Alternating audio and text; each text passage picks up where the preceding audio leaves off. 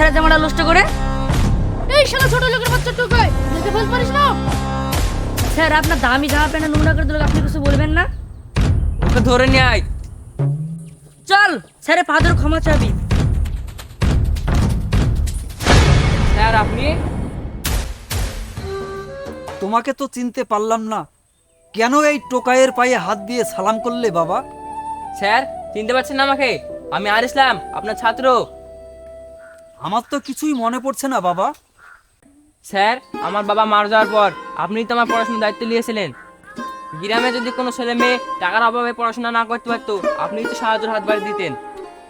একদিন আমি অঙ্কে ভুল করেছিলাম, আপনি আমার পিঠে মেরে পিঠে দাগ করে দিয়েছিলেন। কিছু মনে পড়ছে না স্যার আপনার? হ্যাঁ হ্যাঁ, মনে পড়েছে। কত বড় হয়ে গেছিস। স্যার আপনি বাজারে গিয়ে আমার জন্য চকলেট ক্যাডবেরি নিয়ে আসতেন, স্কুল শেষে আমার বাড়িতে গিয়ে পড়াতেন। স্যার আপনি যদি সেদিন আমার পাশে না দাঁড়াতেন, আমি আজ আইপিএস অফিসার হতে পারতাম না স্যার। বলো কি তুমি? তুমি আইপিএস অফিসার হয়েছো? আজ আমার গর্বে বুকটা ভরে যাচ্ছে। আমার ছাত্র একটা আইপিএস অফিসার হয়েছে। স্যার আমরা বুঝতে পারিনি, আমাদের ক্ষমা করে দিন। স্যার আপনি যদি ক্ষমা না করেন আমরা নিজেদেরকে অপরাধী মনে করব। ঠিক আছে বাবা, আমি তোমাদের ক্ষমা করে দিলাম। স্যার আপনার এই অবস্থা কি করে হলো? শোনো তাহলে, চাকরির শেষে 5 লক্ষ টাকা পাই।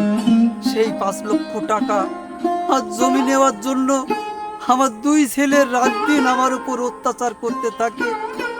একদিন 2 ছেলে যুক্তি করে জোর করে ওই 5 লক্ষ টাকা আর জমি সব লিখে নিয়েছে বাবা। কোনো উপায় না পেয়ে এই পেটের দায়ে শেষ মুহূর্তে আমি এই টোকাইয়ের কাজ করি বাবা, টোকাইয়ের কাজ করি। আপনার অনেক ছাত্র, কেউ আপনার খোঁজ নেয়নি? বাবারে, খোঁজ নেওয়া তো দূরের কথা, একদিন হঠাৎ করে তোমার কাকিমার ব্লাড ক্যান্সার হয়। তড়িঘড়ি করে একটা বেসরকারি নার্সিং হোমে নিয়ে যাই। গিয়ে দেখি ডাক্তার চেয়ারে বসে আছে। ডাক্তার রুগী দেখে বলে 30,000 টাকা লাগবে।